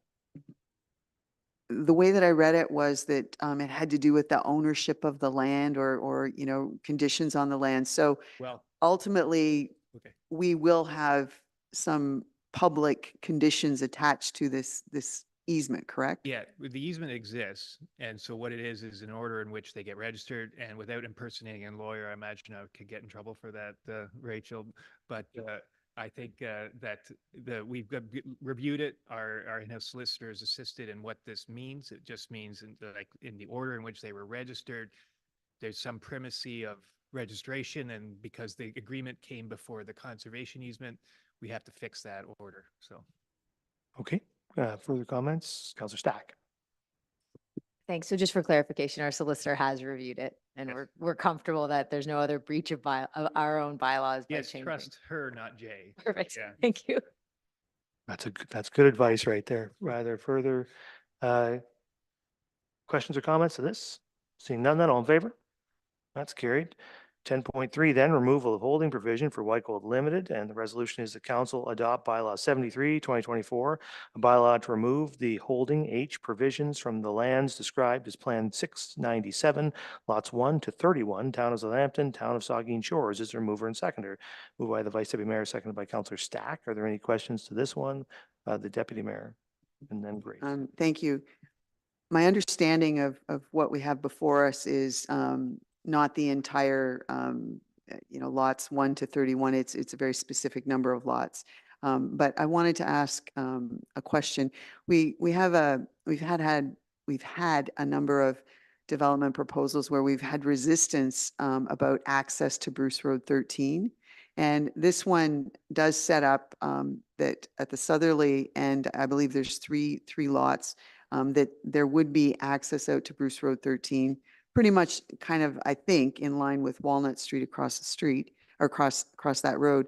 However, at the other end, I think it's 7 at the other end, which are adjacent to Copway. But in reading it, it would appear as though there's no provision to take Copway right down to Bruce Road 13, even though these lots would be developed and would require that Copway be extended for vehicular traffic. I don't know exactly how far, but then we would have to set up some sort of private arrangement rather than have the road be opened up.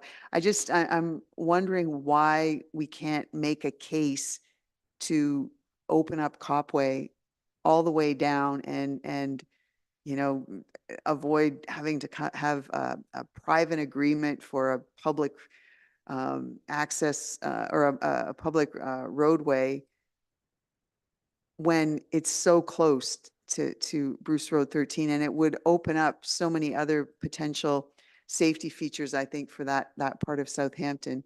I don't understand how it's okay at the other end for 3, but when we have 7 adjacent to Copway, there's difficulty with getting direct access to Bruce Road 13. I don't know if there's an answer to that. I think Candace is waiting to respond, but I just think there's an opportunity here that I wouldn't want us to miss. Thank you. Can you just clarify how it relates to removing the holding provision? How the question relates to removing the holding provision?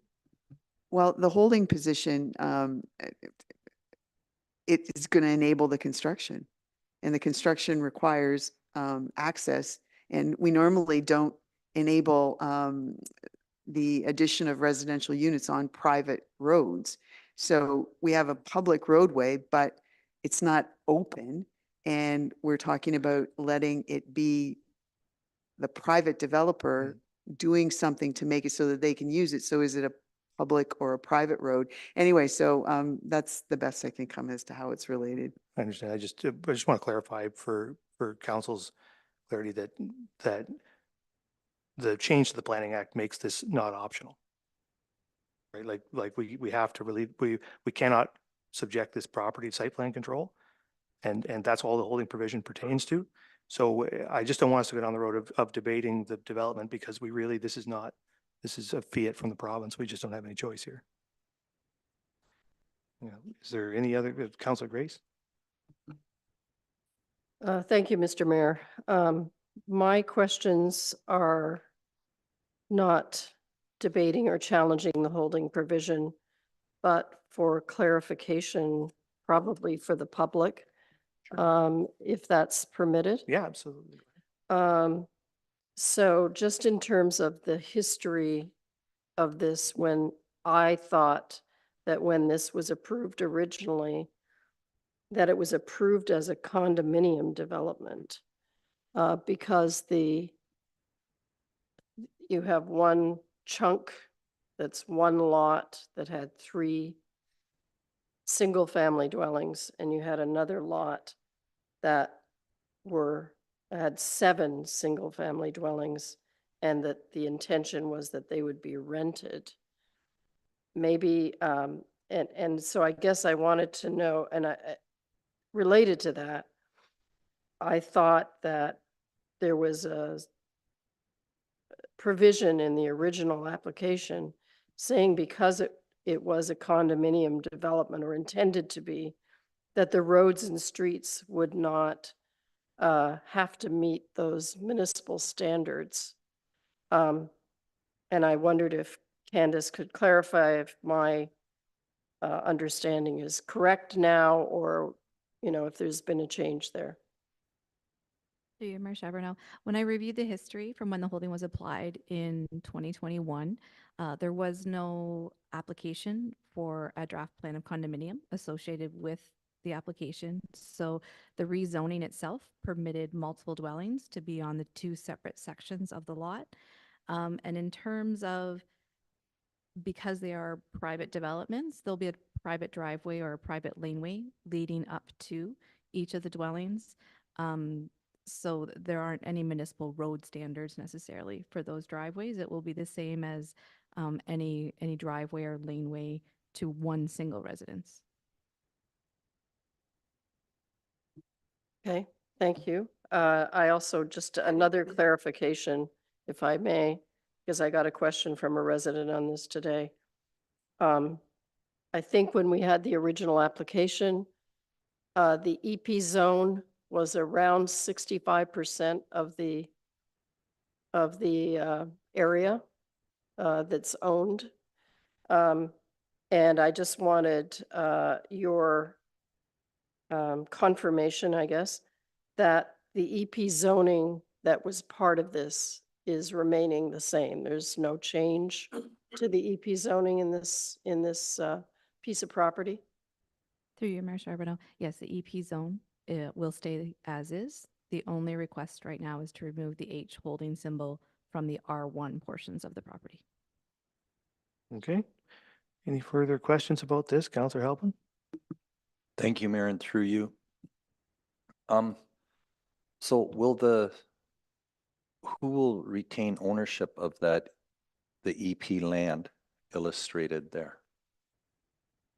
Through you, Mayor Charbonneau. That will remain under the ownership of the individual who's developing the entire property. Thank you. Okay, any other questions about the removal of the holding provision here? I think it's just important to be clear with the public and anybody who may be interested in this, that the municipality would have subjected this to site plan control and would have carried out all the work that you would normally do under site plan control. But the province has made the change that any development of 10 or less residential units cannot be subject to site plan control. So you'll see this across the municipality in different cases. We just talked about it in one of the public meetings where there was a development that was less than 10 units, which cannot be subjected to site plan control. And that means things like the trees that get planted or the color of the siding or any number of things cannot be controlled by the municipality and are not within our purview any longer. So just to be clear, this is a provincial directive and this is just us enacting it. So with that, I'll ask all in favor. That's carried.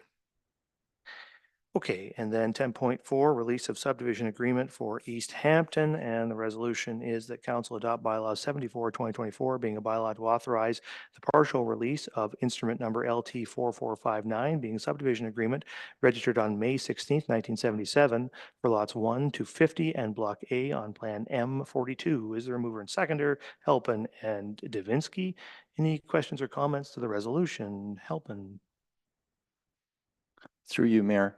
I had a neighbor asking me a question about this, and would it be fair to say that this is really more of a housekeeping thing because this original plan was made in 1977 and there's been a new plan put in, so we can't have, we have to tidy this up. Is that correct? We'll turn that over to the Development Services Officer.